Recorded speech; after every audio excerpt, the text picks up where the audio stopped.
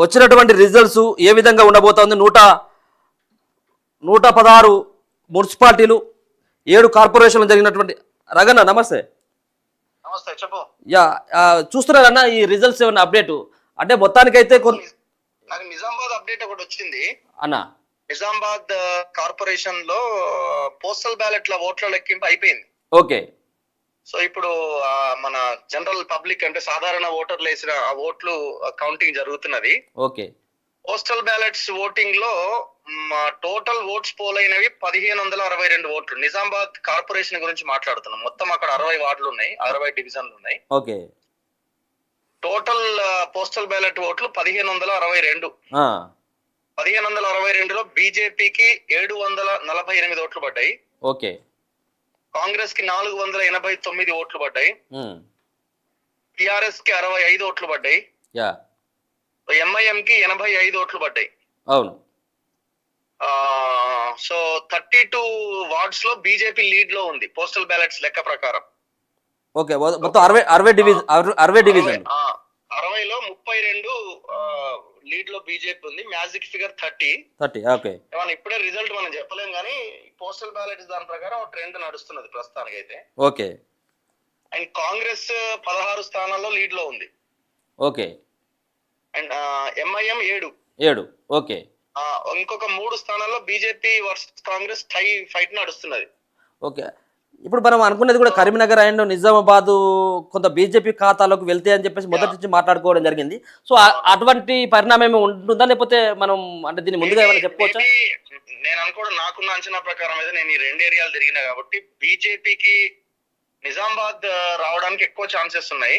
Nizamabad last time 2 స్థానాలతో వాళ్ళు కోల్పోయారు, అక్కడ మేయర్ కాలేకపోయారు. ఈసారి అయ్యే ఛాన్సెస్ కనబడుతున్నాయి. చూడాలి మరి. లేదు లాస్ట్ టైం లాగానే 1-2 దగ్గర వచ్చి ఆగిపోతారా?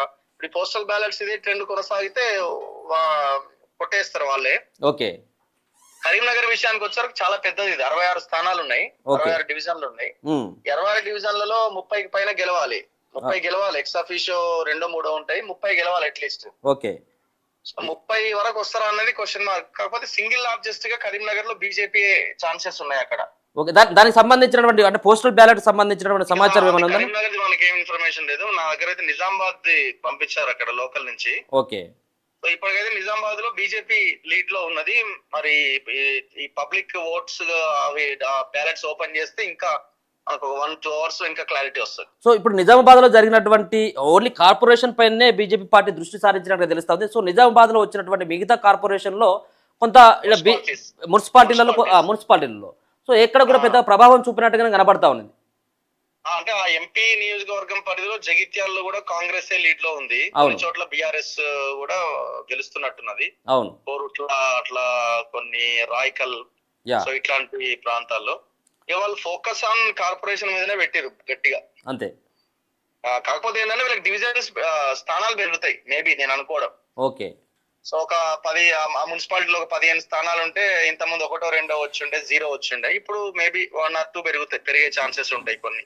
ఓకే. ఇప్పుడు మనం అనుకున్నటువంటి ఎగ్జిట్ పోల్స్ కానీ సర్వేలు కానీ చాలా మెజార్టీగా చెప్పడం జరిగింది. 80-85 వరకు కాంగ్రెస్ పార్టీకి వచ్చేటువంటి అవకాశం ఉండేది, 116 అనేది. సో యాజ్ ఇట్ ఈస్ గానే కనబడుతుంది ఇప్పుడు నేను చూస్తే. జనరల్ గా రాజకీయాలు వ్యక్తులు ఎవరైనా వాళ్ళైనా సరే దీని గురించి మనం విశ్లేషించగలుగుతారు. లోకల్ బాడీ ఎలక్షన్స్ అవి ఏ ఎలక్షన్ అయినా, బై ఎలక్షన్ అయినా గవర్నమెంట్ కొంత అనుకూలంగా ఉంటది. ఓకే. ఇప్పుడు కాంగ్రెస్ ఉంది కాబట్టి వాళ్ళకి అనుకూలంగా ఉంది. 2020లో బీఆర్ఎస్ ఉంది కాబట్టి బీఆర్ఎస్ కి అనుకూలంగా ఉంది.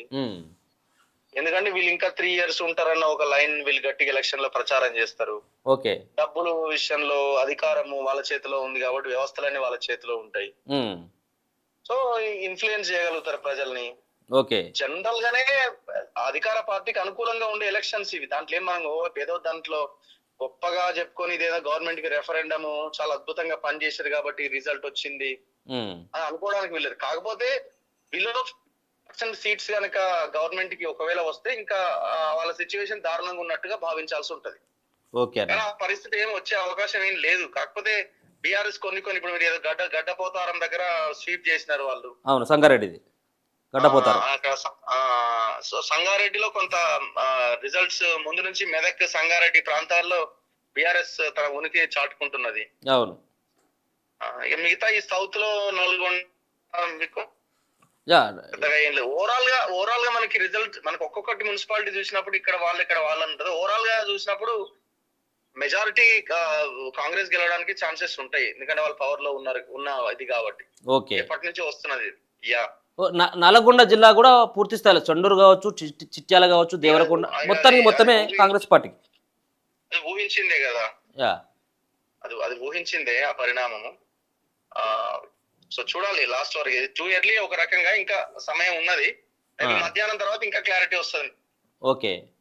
యా కార్పొరేషన్స్ అయితే 2+2 బీజేపీ అంటున్నారు, 5 కాంగ్రెస్ అంటున్నారు. ఎక్కడ కూడా బీఆర్ఎస్ కి ఛాన్స్ లేదు.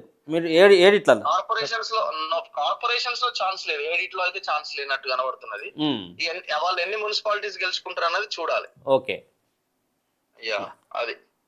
థ్యాంక్ యూ అన్న. సో మొత్తానికి కార్పొరేషన్ సంబంధించినటువంటి నిజామాబాద్ కార్పొరేషన్ సంబంధించినటువంటి పోస్టల్ బ్యాలెట్ సంబంధించినటువంటి అంశాన్ని రగన్న క్షుణ్ణంగా చెప్పడం జరిగింది. సో దాంట్లో భాగంగానే పోస్టల్ బ్యాలెట్ల ఓట్ల లెక్కింపు అయిపోయింది. సో ముందంజలో కూడా ఇప్పటికే 36 చోట్ల ఆడ బీజేపీ పార్టీ అభ్యర్థులు కొంత ముందంజలో ఉన్నట్టుగా తెలుస్తూ ఉన్నది. సో పోస్టల్ బ్యాలెట్లో వార్డులు 32 చోట్ల బీజేపీ పార్టీ అభ్యర్థులు కొంత ముందంజలో ఉంటే కాంగ్రెస్ పార్టీ 16, ఎంఐఎం 7, కొంచెం 3 చోట్ల BJP party and Congress party కొంత టైగా నడుస్తూ ఉన్నది. సో మరి ఇక్కడ పెద్దగా బీఆర్ఎస్ పార్టీ అయితే ఇక్కడ కూడా కనబడట్లేదు. ఇక Nizamabad municipal corporation so postal ballot ఈ టోటల్ ఒకసారి చూస్తే మొత్తం 1562 పోల్ అయిపోతే బీజేపీ పార్టీకి 748 ఓట్లు నమోదు కావడం జరిగింది. కాంగ్రెస్ పార్టీకి 439, బీఆర్ఎస్కి 65, అలాగే ఎంఐఎం పార్టీకి 85 స్థానాల్లో వాళ్ళు అభ్యర్థులు కొంత ముందంజలో ఉన్నారు. గెలుపు కాదు, ఇది ముందంజ మాత్రమే. ఇప్పుడు కేవలం పోస్టల్ బ్యాలెట్ ఓట్లు మాత్రమే, అంటే ఇప్పటికే 4 లక్షలకు పైన ఉన్నటువంటి ఓట్లు అవన్నీ కూడా. కాబట్టి అవి వచ్చేసరికి ఈవినింగ్ అవుతుంది. ఒకసారి కనుక చూసుకున్నట్టయితే మున్సిపల్ ఎన్నికల ఫలితాలను కనుక చూసుకున్నట్టయితే Peddapalli headquarter and Sultanabad మంత్నిలో కాంగ్రెస్ పార్టీ విజయం సాధించడం జరిగింది. ఇక కరీంనగర్ అండ్ చొప్పదండిలో కాంగ్రెస్ పార్టీ, మహిబాద్, మరిపేడ, డోర్న